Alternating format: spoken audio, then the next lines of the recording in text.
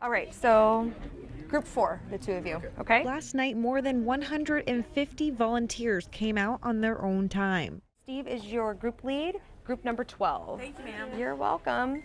to help get a point-in-time stats for those who are in need. 4. After getting their groups, volunteers are divided into different sections of the community. And they'll look for people in tents or camps. They'll look for people who might be walking to stay warm. Nancy Burke, the Housing and Homeless Services Coordinator, says this year they even had more volunteers than expected. Really, we've seen the community come out because they're interested in the data. They want to know that the count is a real thing, and I think we're increasing the community's trust that this is one data point of many that we can use to help us plan for our needs. Once we got our maps, we were out the door to cover an area of Valley of the Moon Park. We're going to go to get down to Westchester. You're going to do Valley of the Moon through to meet us at Westchester. Yeah, it's cold, and I'm walking in many, many layers as a true California girl. I can't imagine living out here.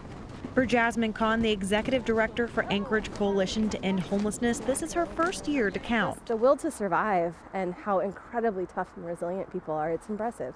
She says this data makes a big difference in knowing where Anchorage needs its resources. Shows us going right. This is part of the calculation that HUD uses to determine how much HUD assistance we need for our continuum of care. But the other thing is it tells us our trends.